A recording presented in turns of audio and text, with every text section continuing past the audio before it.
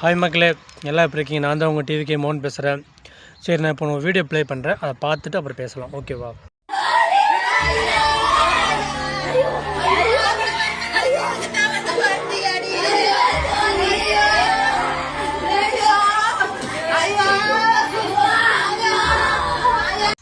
என்ன மக்களே, அந்த வீடியோ பார்த்தீங்கன்னா சேலம் மாவட்டத்தில் நடந்திருக்கு. 9 படிக்கிற பெண் குழந்தை பார்த்தீங்கன்னா பட்ட பகல் நடந்திருக்காங்க.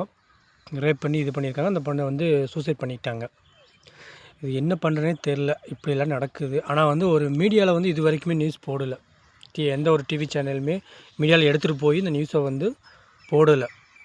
என்னென்னே மீடியாவுக்கு தெரியுமா தெரியலையான்னு தெரில. ஆனால் ரொம்ப துயர சம்பவம். இப்போ தான் தூத்துக்குடியில் நடந்த சம்பவம் ஒன்று முடியக்கூட இல்லை, விசாரணை போயிட்டுருக்குது. அதுக்குள்ளே பார்த்தீங்கன்னா அடுத்தது சேலத்தில் இந்த பாலியல் வன்கொடுமைக்கு ஆட்பட்டு அந்த பொண்ணு சூசைட் அட்டென்ட் பண்ணிட்டாங்க. இந்த நாட்டில் ரொம்ப வன்கொடுமை நடக்குதுங்க. அது பாலிகளுக்கு தான் ரொம்ப பெண்கள் இதாக்கிடுறாங்க, பாவம் கொடுமைப்படுத்திடுறாங்க. அதை நம்ம நாடு தட்டி கேட்குதோ இல்லையோ, ஆனால் ஒரு குரலாவது கொடுக்கணும், மீடியாவும் மின் வரணும். அவங்களும் வர மாட்டேங்கிறாங்க. என்ன தான் நடக்குன்னே தெரியல இந்த நாடு.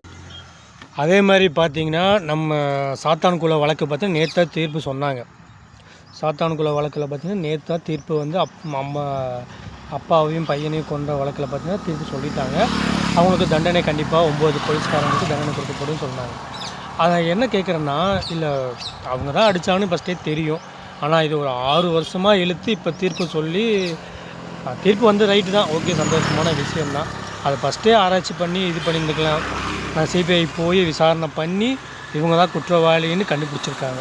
ஆனால் ஃபஸ்ட்டே அது மக்கள் கண்டுபிடிச்சிட்டாங்க. போலீஸ் அடித்தனால தான் இறந்தாங்க. ஆனால் போலீஸ் அராஜகம் ரொம்ப அநியாயமாக இருக்குதுப்பா. இந்த திமுக ஆட்சியில் ரொம்ப, திமுக ஆட்சின்னு தப்பு சொல்ல, இந்த ஆட்சியில் தான் ரொம்ப அதிகமாக இருக்குது. என்ன சொல்கிறது, போலீஸ்க்கு யாருக்கு அப்புறம் முன்னுரிமை கொடுக்குறாங்க? நம்ம தானே. போலீஸுக்கு யாருக்கு பாதுகாப்பு? மக்களுக்கு தானே பாதுகாப்பு. அந்த மக்களுக்கே சப்போர்ட் பண்ணாமல் தூத்துக்குள்ளே அதே மாதிரி ஆக்ஷன் எடுக்காமல் அந்த பொண்ணு இறந்து போனாங்க. இப்போ பார்த்தீங்கன்னா ஜெயராம் கொலை வழக்கில் தீர்ப்பு இப்போ தான் வந்திருக்குது. 9 போலீஸ்காரர்கள் குற்றவாளிகள். ஆனால் போலீஸ் மேலேயோ கவர்மெண்ட் ஆக்ஷன் எடுக்கலாம். என்ன தான் பண்ணுறது? மக்கள் பிரச்சனை தேடி தான் போலீஸ்கிட்ட போகிறாங்க. ஆனால் அந்த பிரச்சனையே போலீஸ் தான் உருவாக்குன்னா என்ன பண்ண முடியும் நாட்டில் சொல்லுங்கள். அதே மாதிரி இன்னொரு கேஸு நடக்குது, மதுரையில் நடந்தது, அஜித் கொலை வழக்கு. அது இன்னும் எப்போ தீர்ப்பு வரும்னு தெரியல.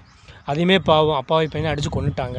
இதெல்லாம் தட்டி கேட்குறதுக்கு கண்டிப்பாக கவர்மெண்ட் ஸ்டெப் எடுக்கணும். இல்லைன்னா ரொம்ப போலீஸ்காரங்களே ரொம்ப அசால்ட்டாக அஜாக்கிரதைத்தனமாக பண்ணுறாங்க. அதை கேட்குறக்கு ஆள் இல்லை. நான் தான் போலீஸ் சொல்லிட்டு பாவம் அப்பா அம்மானை கொண்ட வழக்கு இப்போ திருப்பி சொல்லிட்டா சந்தோஷம்தான். எனக்கு குட் நியூஸ் தான்.